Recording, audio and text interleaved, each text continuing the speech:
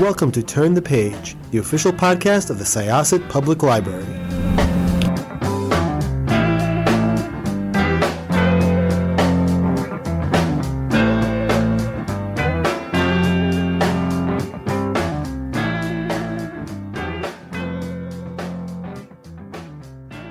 Welcome to Syosset Library's Turn the Page podcast. I am one of your hosts today, Jessica. I am joined by my illustrious co-host. Hi, I'm Jen. And we are here with Adam Nimoy, who wrote a book called The Most Human. And if you have not already guessed or you don't already know, Adam Nimoy is the son of Leonard Nimoy. And this book is I don't even know how to describe it. It's a lot of things. It is beautifully written, Adam. Thank you. And in a way, it's almost like a tribute to difficult relationships with parents. It's weird to say that you can give a tribute to a difficult relationship you had with a parent, father in your case. But this book really is, and it was so thoughtfully put together. I read it very, very quickly. So thank you for sharing it with us. Thank you for taking the time to read it. It's really about difficult relationships, not just with parents, but with, or with a father, but with a mother, with a teenage daughter, with my ex-wife, with my son. Family dynamics are very challenging. That is true. It does delve into a lot of it. And also I think just sort of the root and the cycle and how, certain difficult relationships, no matter how much you kind of want to break that cycle, sort of flow into other ones. Jen, did you want to add anything? Sure. First, I'd love to talk about the structure of the book, if that's okay. Sure. So it starts and ends with Yom Kippur, which gives it like a really beautiful sort of cyclical nature, and also adds gives it a shape. And I'm interested about, giving a narrative arc to your own life. That's because that's not something that most of us are privy to, so you sort of are, it's always like slightly artificial, but it provides like a framework for understanding your life. So I'm just kind of curious about giving your life a narrative arc in that way. Did that change how you viewed any of your experiences or events in your life? Like, how did writing this book shape your relationship with your own past? Well, I mean, there's three parts to the relationship, and oddly enough, it really mirrors recovery, which is we share our experience, strength, and hope when we go into a meeting. And that means our experience, what it was like when we were out there drinking and using, strength, and what happened to us that made us want to change our lives and start on a new path, and what our life is like now in recovery. And that is kind of really what is mirrored in the book. It starts off in the beginning with my family and growing up in a celebrity family and some of the issues I had with my dad. And then things changed. What happened when I went into recovery and tried to figure out how to use the tools of recovery to resolve some of the problems, my interpersonal problems, particularly with my father.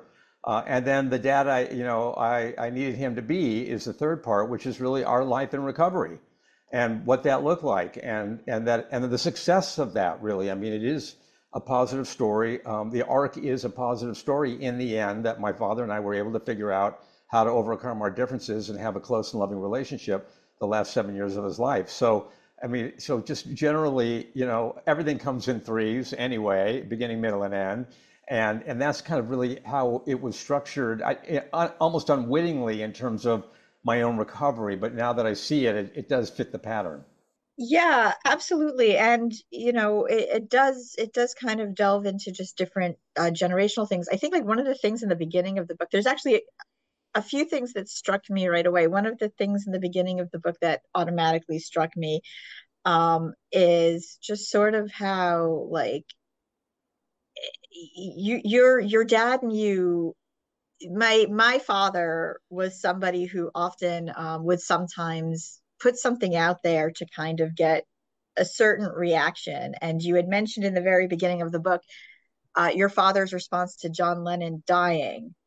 and like how like he knew that you were obviously a big Beatles fan, and to just kind of put something out there that was negative about this person who you obviously had a great sort of vision of in your head.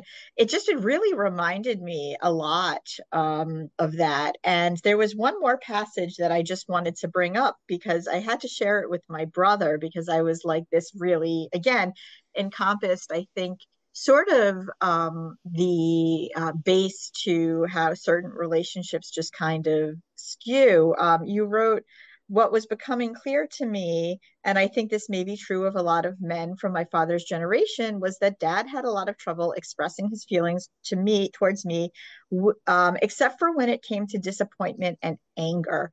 And I think that in a way, like addictions are very difficult for my dad. His addiction was work. And it was very difficult to kind of break through that. And whenever we kind of tried to come together, he couldn't find a positive thing to say to me specifically. I'd hear from other people that like he would say positive things about me, but not me.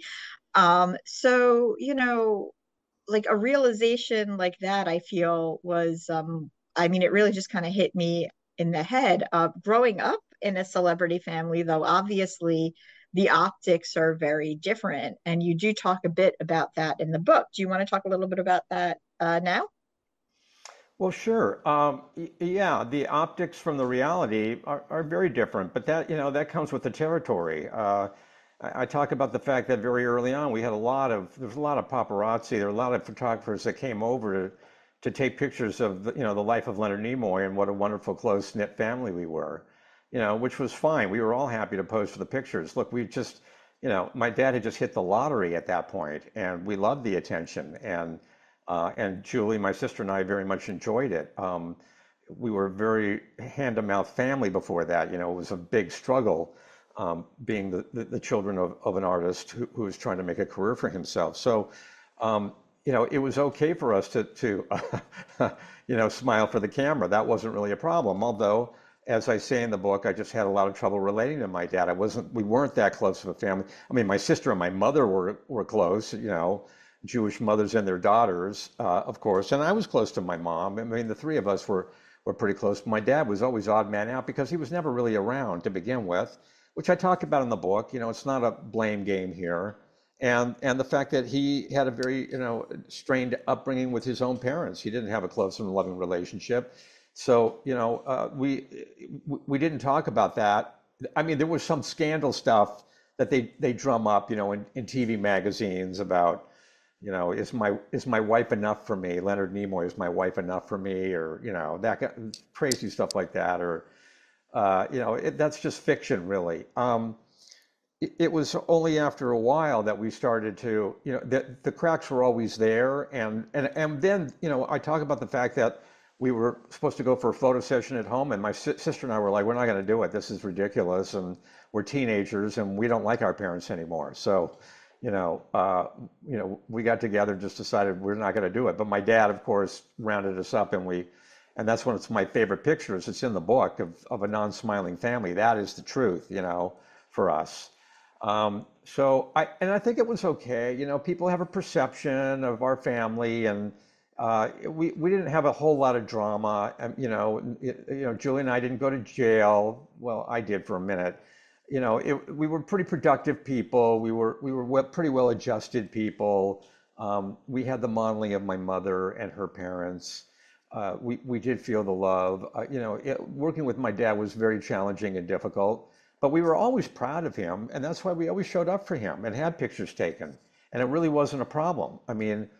It was difficult for me later on when I was estranged from my dad. I still showed up for him at every screenings and award ceremonies and his birthday parties, and otherwise I wasn't talking to him, but I always showed up for him and had no problem doing so. But sometimes it was a difficult and painful experience. I would love to talk a little bit about something that you mentioned in the book, and that I've seen you mention in some other interviews, that it was a relationship about storytelling. and the sharing of stories.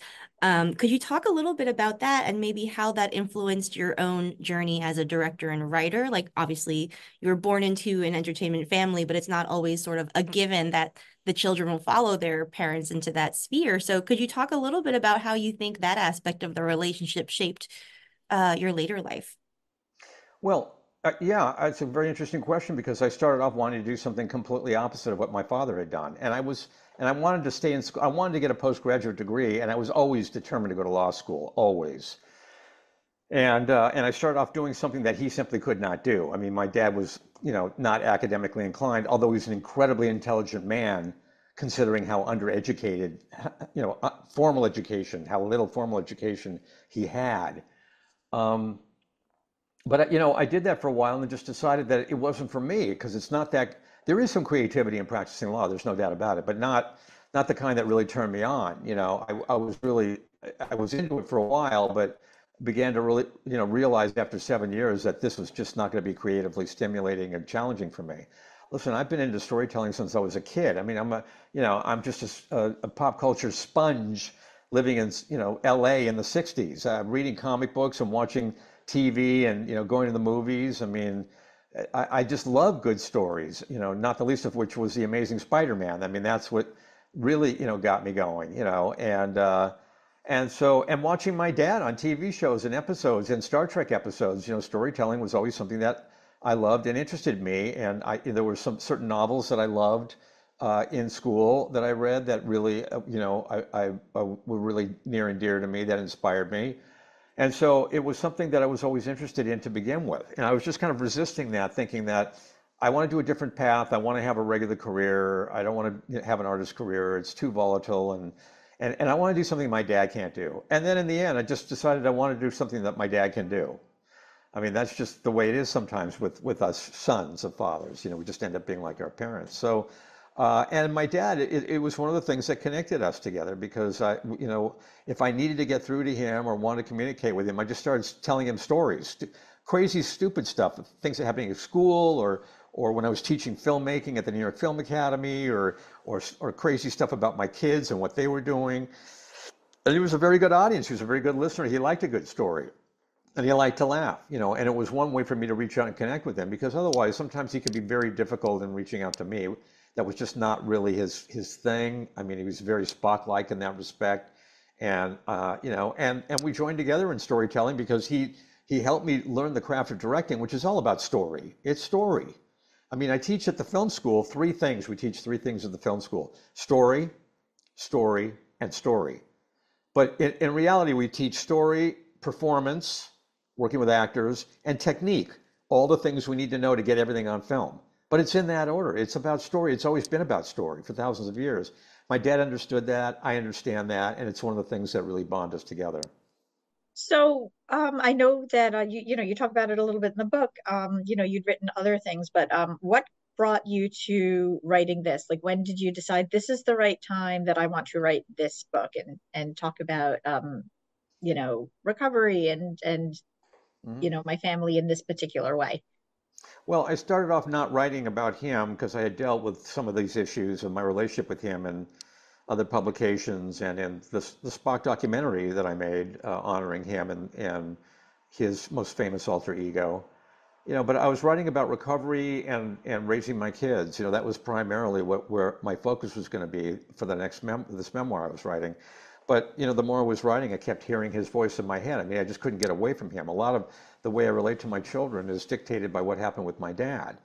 So there was that. And in addition to that, I often share the story of this reconciliation through 12-step recovery in 12-step recovery meetings. I still go, I go regularly.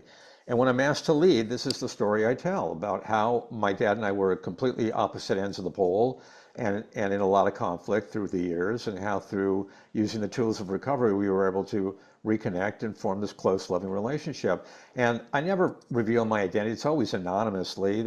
People don't know who I am for the most part. They don't care to know. They don't need to know. But they come up to me afterwards and they say, oh, that really resonated with me because I have this problem with my own dad or my mother or a sister or brother. I mean, this kind of family dysfunction, I think is not, that unique to me. It's just a father-son story. The only difference is my father happens to be beloved by millions of fans all over the world, which created special problems for me because it made it more difficult for me to stand up to my dad and try to explain to him that he really is all human, not just half human, unlike his alter ego, and that he makes mistakes, as does Spock. And, it's very hard to kind of stand up to him and tell him he may be wrong about something when you've got millions of fans everywhere telling you that you're so wonderful. So that's really the only kind of weird, curveball in the whole relationship story that I have. Otherwise, and that's the point of the book, I'm hoping it resonates with people and they can take away something from it.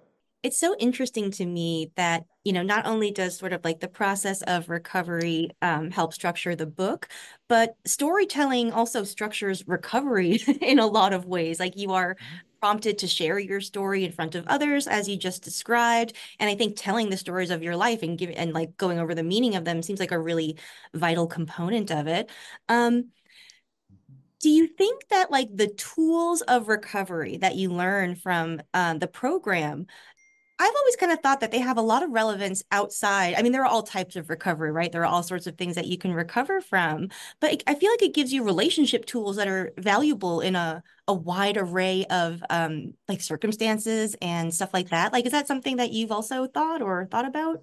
Yeah, recovery tools work with all relationships. I mean, that's the whole point. I mean, the bottom line is you do not have to be an addict or an alcoholic to be in recovery. Everybody's recovering from something. Everybody, traumatic family experiences, or trauma in your professional life, raising kids, difficulty of raising children, divorce. All these things are things that we're recovering from. And interpersonal relationships can be very complicated sometimes. It's just these tools are just to help us grow up and try to figure out how best to manage those relationships and in a mature fashion. Because the fact of the matter is, and I talk about this in the book, when you start drinking or using on a daily basis, your emotional development is basically stagnant. You're in arrested development. You're not growing. You're just not. And that's why when I went to that AA bookstore and that woman at the bookstore said to me that I had the emotional maturity of a 17-year-old boy, which is when I started smoking pot every day, and I was 47 at the time she told me this, my immediate thought was, that's total and complete bullshit. And that is what a 17-year-old boy would react. And that's how I reacted, And it's trying to use the tools of recovery to find a way to develop more mature lines of thinking, particularly when people piss us off, particularly because the people who challenge us most give us the most opportunity for personal emotional growth. That is just the way it is. That is the basis of my recovery. And the most challenging relationship I had in my entire life was my father. And I carried that around with me all my life, and the problems I had with him, because I had a lot of resentment towards him because a lot of stuff went down that was just plain wrong. And I would never conceive of saying or doing with my own children. It's just wrong. And I carried that around, and I had to figure out how to let that go, and move on. Because for me, the minute I let go of having to prove that he was wrong, everything was just fine between us. Wow, I think that is a very powerful lesson, both for you to say that you learned, and also for people to hear. So your own children, how old are they now? Well, I have 4 children. I have a 45-year-old, and I have a 32-year-old, and a 34-year-old, and a 29-year-old. But the 2 children who are in the book where most of this is happening are the 2 children I had with my first wife, Nancy, and that's Maddie and Jonah. Maddie being 34, Jonah being 32. Would you say, you kind of learned, when you came to that realization, it was kind of at a good time to sort of work things out, so the cycle didn't return with them? Yeah, Yeah. absolutely. I mean, I went sober when they were 12 and 14 is when I went sober, and that's when I decided I needed to finally put an end to my marriage, which had been over many years prior. But I was just holding on by smoking pot every day, and I didn't want to leave my kids. And we had a beautiful home, and and the kids were so freaking cute, but things were just spiraling out of control, and the kids could tell that I was stoned all the time, and I just figured I needed to do something about that. But it's certainly, and in my recovery, I was learning the tools of recovery while I was being challenged, particularly by my daughter, who would send me these emails, which basically said simply, "I hate you, I hate you, I hate you." I mean, teenage girls can be a real challenge. I don't know if you guys know that.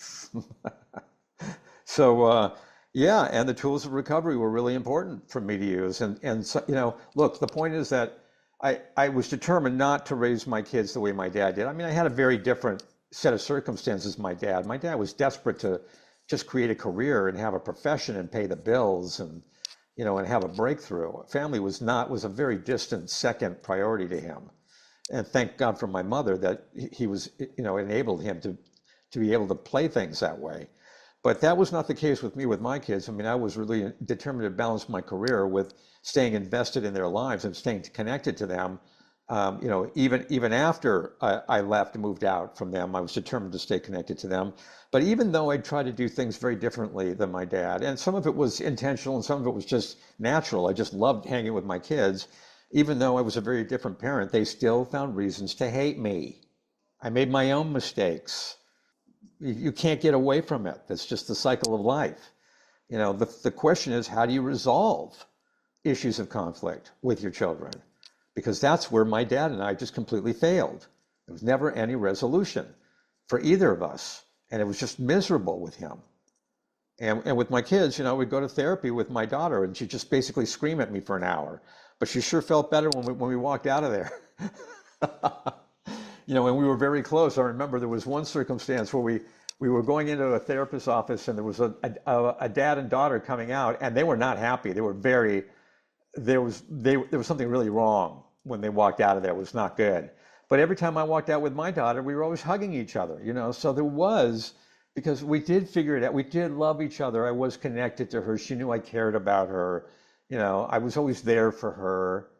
I knew all her friends. I knew a lot about her I knew her loves and her sadness and her struggles. And I knew a lot about my daughter, And there were things I didn't know that I needed to find out. And that's where I had to do some work as well in the relationship. Because she would say, "You know nothing about me." Nothing. Wow.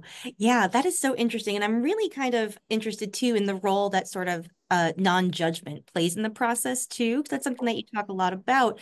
And something that I always struggle with, knowing it's true, but just sort of like to internalize it, is that other people's behavior doesn't really have all that much to do with you. It has a lot more to do with what is going on inside of them. And what hits you is sometimes, I can't think of the word, just blowback or, shrapnel.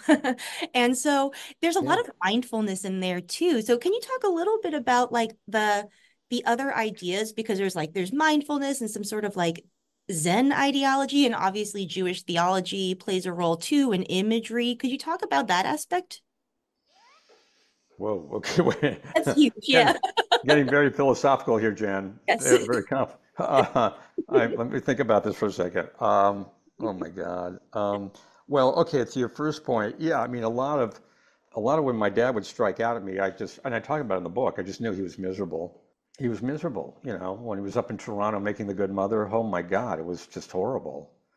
He was divorcing my mom, and it wasn't going well for him, and he was making The Good Mother with Diane Keaton. It's the biggest bummer of a film ever made, really. He was drinking, and he was coming at me, and I knew then it was like, oh, poor guy, It's just amazing how you can achieve so much and be so successful, to that degree, and yet still be so miserable at points in your life. And it just developed a lot of empathy for him, frankly, and understanding, more, insight and understanding for me that I shouldn't take it personally. It's not really about me when he comes after me. It's more about him. My mother used to say, as hard as he was on me, he was hardest on himself. And that is 100% correct. I totally believe that. But sometimes you forget, when you are, when a piece of shrapnel hits you, as you say, it freaking burns. Shrapnel burns. And it hurts. And it's hard to really overcome that and really get an understanding of that. But the older I got and the more recovery tools I had, I began to see that it wasn't about me. I mean, there was a conversation I had with my dad where he's like, "What do you want from me?" I'm calling him like on my birthday. And he's like, "What do you want from me?" I'm like, "Nothing, Dad. I just want to try to have a decent relationship. That's all. That's all I want." And when I could go to him that way and with an open hand and an open heart, then it just diffused the situation with him. On the spiritual level, the other thing that I'm often thinking about is still coming into mind, and this has a lot to do with the program about the fact that, we're always trying to get a spiritual awakening by a result of the 12 steps of recovery. Well, somebody in one of the meetings, this woman at a meeting she was sharing, and she was saying, "Well, I think that's backwards to me. I think we're spiritual beings having a human experience. We started off as spiritual." And then I heard another woman in recovery say, I have a real challenge with my ex-husband's new girlfriend because she's just a bitch to me. But she's the challenge to my recovery and emotional recovery and development. And the fact of the matter is, this woman said, very early on, before I even got to this planet, I was in front of a group of people and I said, "Who here wants to play the role of the biggest bitch in my life so that I can experience some personal growth?" And that woman raised her hand and she said, "Thank you. You can play that role. I really appreciate you doing that for me." It's a whole different perspective on things. And that's the way, it just gives you a bigger picture about, don't take stuff personally and just try to, and everybody's got their own stuff going on and it doesn't involve, it has nothing to do with me. Sometimes it does, that's okay. We take our own inventory. I know I did and said stuff that was stupid. My dad reminded me of that repeatedly and he was right. Wasn't that kind the way he reminded me, and he said plenty of stupid stuff too. And I'll be damned if I'm going to remind him of all that, bring that up with him because it just turns into a nightmare, But it's just, it gives you a worldview, a spiritual view of we're in it together. We should just all love each other. Patience, tolerance, acceptance, love, and kindness.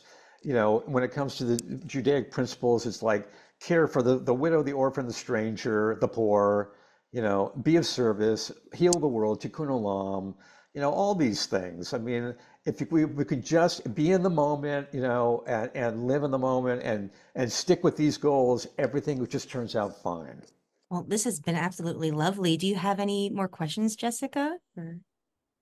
I think just in general, I just want to thank you very much. I mean, it is, like I said, it's a very quick read. There's, as Jen was mentioning, some light theology in it. It starts and ends at Yom Kippur, which is the Day of Atonement.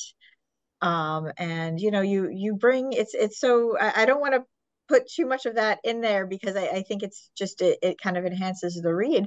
But I want to thank you very much for sharing this story and for sharing yourself and for agreeing to come and chat with us about this. And it's all about stories. And when, as you mentioned, even when you're anonymous, when you share these things and people recognize, even that one passage that I'd mentioned before about, men of a certain generation only being able to express in disappointment, it opens something up, and it sort of, like you're always told, oh, you're not alone. Other people experience these things too.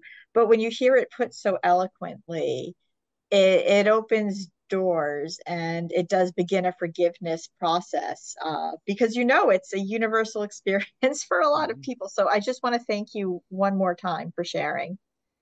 Thank you guys so much for having me on. It really has been a pleasure. I really appreciate it. All right.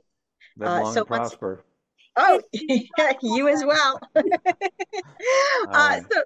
So once again, this was Jessica with Syosset Libraries Turn the Page podcast. My illustrious co-host was Jen. Goodbye. And our guest was Adam Nimoy. Pleasure to be here. And we are going to close this chapter of Turn the Page. It's time to close this chapter of Turn the Page. Join us for the next episode.